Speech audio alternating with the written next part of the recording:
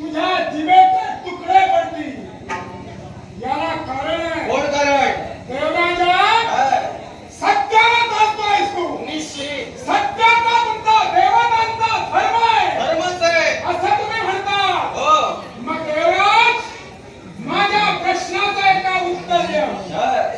ज्यावेळी सृष्टी निर्माण झाली, देव दानव मानव निर्माण झाले, प्रजापतीने या सर्वांची उत्पत्ती केली. निश्चित प्रजापती समोर देव दानव मानव उभे राहिले आणि प्रजापतीला प्रश्न केला, बापानं पोरं नुसती जन्माला घालायची नसतात तर त्याच्या कल्याणाचा मार्ग सुद्धा सांगायचा असतो. मग त्याच वेळी देव दानव आणि मानव यांनी 100 वर्षाचं ब्रह्मचर्य पाळून प्रजापती समोर उभे राहिले आणि प्रजापतीच्या मुखातून एकच मंत्राक्षर बाहेर पडलं. धर्म प्रस्थापित करण्यासाठी निश्चितच अधर्माच्या नाशासाठी देव तत्पर झाले. संप्रदायात तुम्ही ज्या विनाश नाही चालाय तो निवड निवड अधर्म आहे. मग त्याच अधर्माचा नाश करण्यासाठी आणि धर्म प्रस्थापित करण्यासाठी देवराज इथे आहे.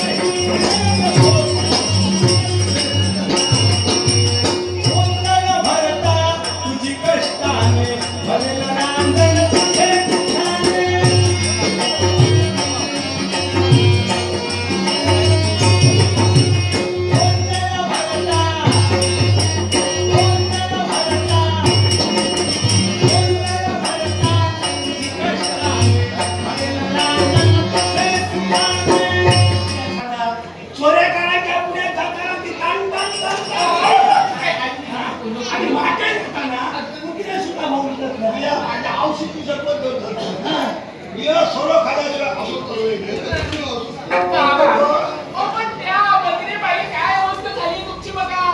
पण ह्या बाबा कसा करता बाबा, ऐका ना, मी आपल्या बाबाच्या वाटवाट हाय बघतो. हाय बाजरी माझी जपत घ्या अशी पालका पायाचा खेळ चालू टाकू आई,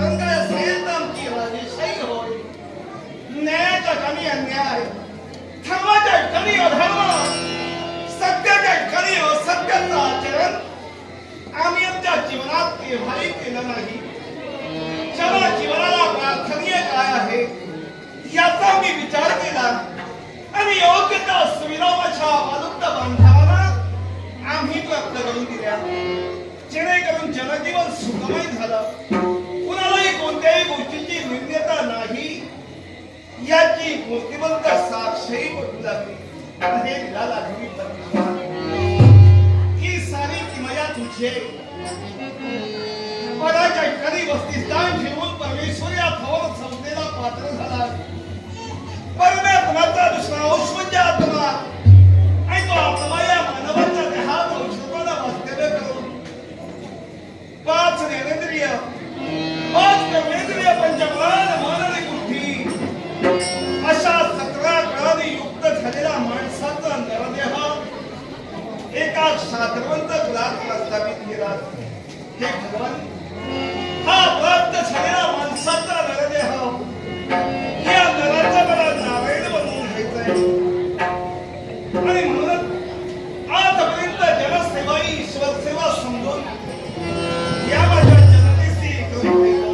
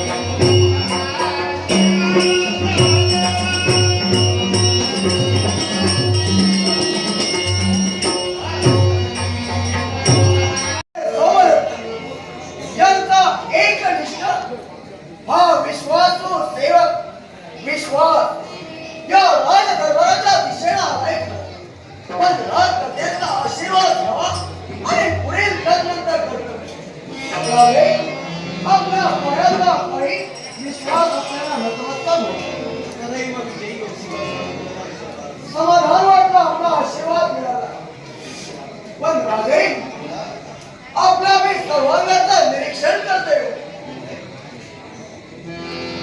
नित्याचा असणारा आपलं मुखकमल, ते राजदरबाराकडे पाहिल्यानंतर जे हसत असतं, त्या विचारात डुबून गेलं. कारणाशिवाय कोणती क्रिया घडत नाही म्हणजे आणि क्रियेमधून केव्हा क्रियापद जोडल्या जात नाही. म्हणजे नेमका कोणत्या गोष्टी आपला संशय रास्त आहे. आमच्या सर्वांगाचा परीक्षा तुम्ही केला, जेणेकरून मला तुमचा प्रश्न निर्माण झाला. हास्य बदलाला राजगडीवर विराजमान होऊन न्याय देण्याचं कार्य माझ्या करणारा आज विचारवंत का राजे, हा विषय याला कारण आहे. राजावर पूर्ण पराचं संकट लागलं आहे. पण शत्रूला आक्रमण केलं नसेल ना. विश्वास ही वेळ आम्ही जीवनात केव्हा येऊ देणार नाही. मग आणि आम्ही कार्यतत्पर आहोत. मी आज विचारवंत का आहे त्याच्या मागचं कारण तुम्ही जाणून घेणार असाल तर घ्या. करण्याची उत्सुकता आहे आमच्या आमच्या मनात कित्येक दिवस एकच प्रश्न निर्माण झालेला आहे. ही सारी जनता माझ्या बाबतीत माझ्या समोर चांगलंच बोलते. मी कुणाच्या बाबतीत संशय घेत नाही. पण माझ्या मनातील कालवाकडं शांत करण्यासाठी आज मी एक मोठा निर्णय घेतलेला आहे. तुझ्या घराच्या बाहेर जाऊन किती वेळा तुला हाक दिली, चित्रा अगं ये चित्रा, ते काही साधलं हो दिलं नाही, किती वेळा नाही आली. हा? होतो म्हणजे घरात काही कामं सांगितले की आई वडिलांनी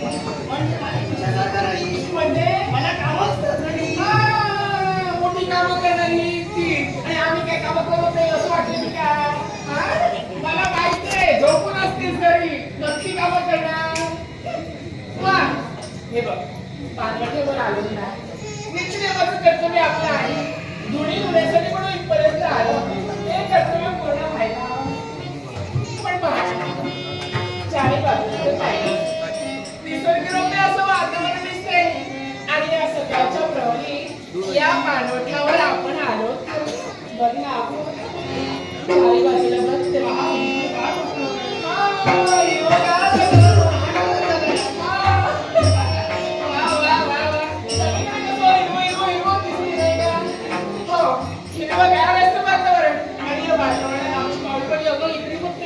त्या बाजूला पाहिलंस का अनेक प्रकारची रान